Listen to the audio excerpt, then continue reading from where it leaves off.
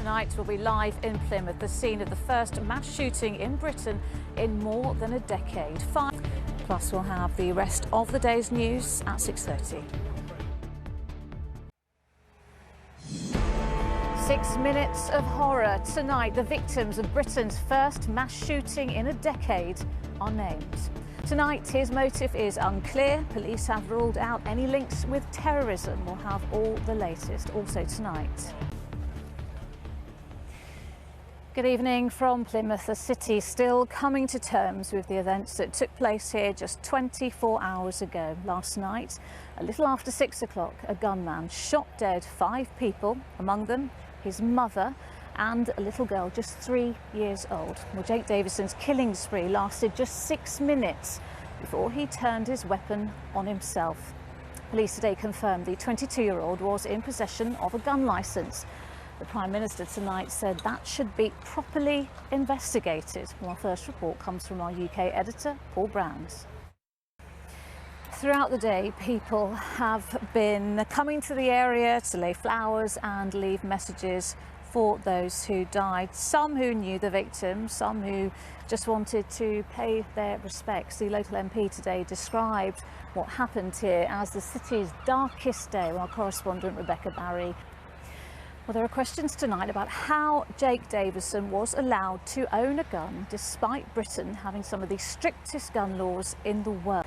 Joins me now, and Paul, yeah, there will be questions for the authorities about this, won't there? Yeah, police were asked last night. Police still not confirming that that was a pump-action shotgun when I say those licences, but it feels like perhaps something more here to emerge. Yeah, all right, Paul, thanks for the moment. We'll speak to you later on. Thank you.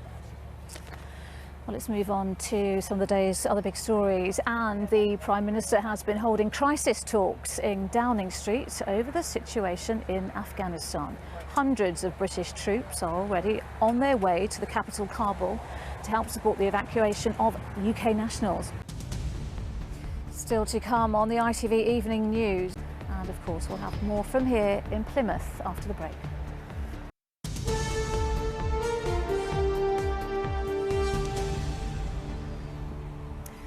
Welcome back. Britney Spears is celebrating a major victory in her battle to wrestle control of her life away from her father. Jamie Spears has been in charge of nearly every aspect of the pop star's affairs since 2008. But now he says he will step down as her conservator, although he hasn't said exactly when, as Geraint Vincent reports. A serving police officer and a young child have been found dead in a house in Kidderminster in the West Midlands.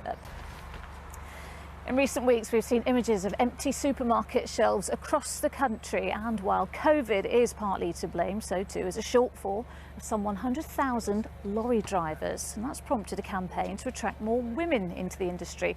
Currently, they account for less than 3% of HGV drivers, as our consumer editor, Chris Choi, has been finding out. Well, parts of southern Europe continue to face an intense heat wave, with forecasters warning it could get worse in the coming days. Paul, just hearing it all, it's just a very shocking 24 hours for this city, but the whole country as well. Yeah, and Lucrezia again, there'll be a vigil for Jake Davison's 5 victims. His motives, though, feel... Warning, but also there will be questions as well. Paul, absolutely. Thank you.